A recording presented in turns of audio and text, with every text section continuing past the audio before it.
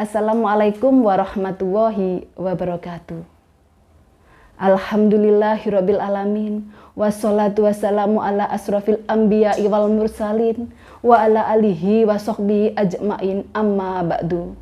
Ayah bunda yang dirahmati Allah Subhanahu wa ta'ala.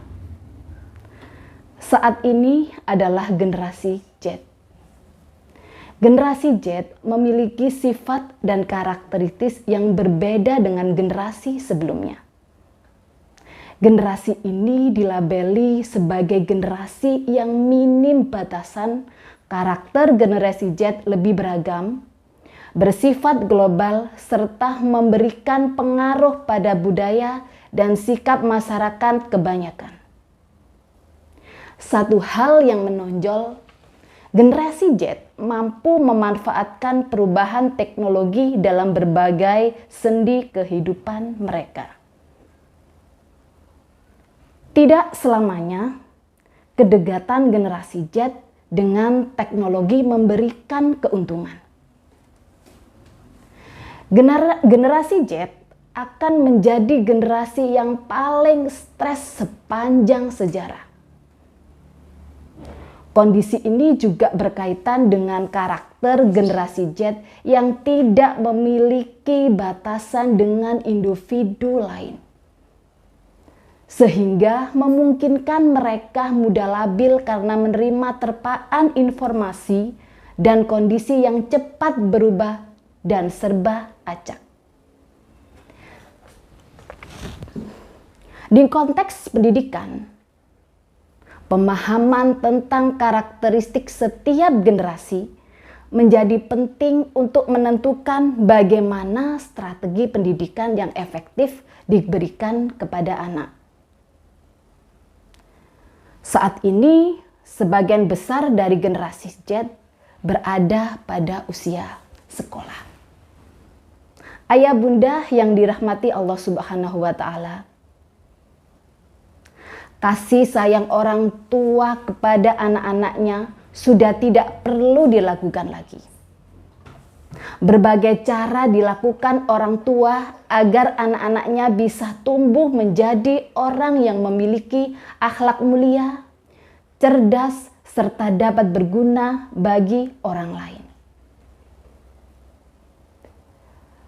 Pasti semua orang tua berharap yang terbaik dan akan mendidik anaknya yang dianjurkan Rasulullah. Yang kesatu, mengajarkan tauhid. Ajaran tauhid adalah landasan paling penting umat Islam. Maka dari itu, mengajarkan pendidikan tauhid pada anak merupakan kewajiban yang paling utama. Sebagaimana yang disebutkan dalam Al-Quran, surat Luqman ayat 13. Bismillahirrahmanirrahim. Wa wassaynal insana biwalidayhi hamalathu ummuhu wahnan ala wahni wa fisaluhu fi amaini aniskurli wali walidayhi ilayyal masyir.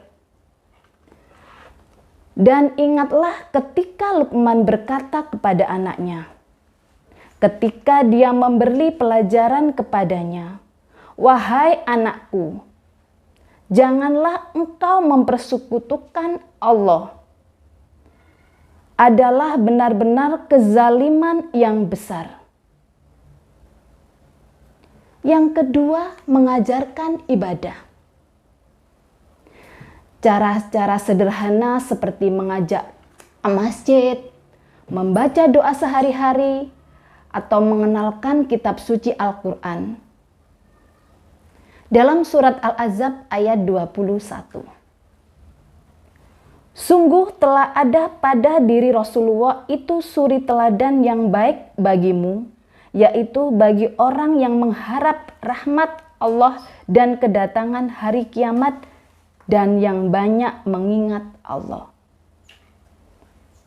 Yang ketiga, mengajarkan tanggung jawab.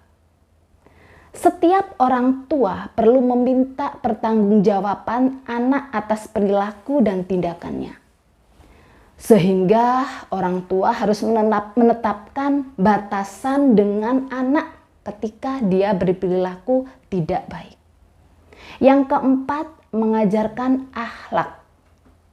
Dengan mengajarkan beberapa sikap sosial tersebut sejak dini, nantinya anak akan tumbuh menjadi orang yang peduli dengan sesama.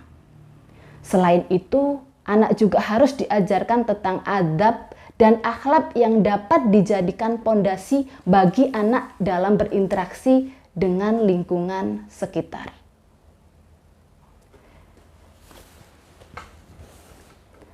Kenapa harus pesantren? Mengingat kebutuhan generasi Z, karakter, sifat, dan kondisi, mondoklah jawaban yang paling tepat. Mengapa belajar di pesantren lebih efektif dan mengasihkan? Pertama, ibadah terjaga, menjadi pribadi yang mandiri. Para santri di pesantren diajarkan untuk menjadi pribadi yang mandiri, berbeda dengan anak-anak lain pada biasanya. Para santri di pesantren akan diajarkan mengurus kebutuhan hidupnya sendiri, mulai dari makan, mencuci pakaian, mencuci piring, bersih-bersih kamar, dan lingkungan sekitar pondok. Banyak teman seperti saudara sendiri. Skill sosial meningkat. Tidak dapat dipungkiri bahwa santriwan-santriwati di pesantren berasal dari berbagai kalangan dan daerah yang berbeda-beda. Sehingga para santri dapat bersosialisasi dengan berbagai macam latar belakang satu sama lain. Dengan adanya perbedaan tersebut, tentunya akan meningkatkan skill sosial para santri. Kuat fisik dan mental, terjaga dari pengaruh buruk. Alangkah bahagianya orang tua zaman now bila anaknya mondok. Semoga kita selalu diberikan anak-anak terbaik seusia dengan ajaran Islam dan selalu istiqomah dalam mendidik anak-anak. Subhanaka Allahumma wa bihamdika asyhadu alla ilaha illa anta astaghfiruka wa atubu ilaik. Wassalamualaikum warahmatullahi wabarakatuh.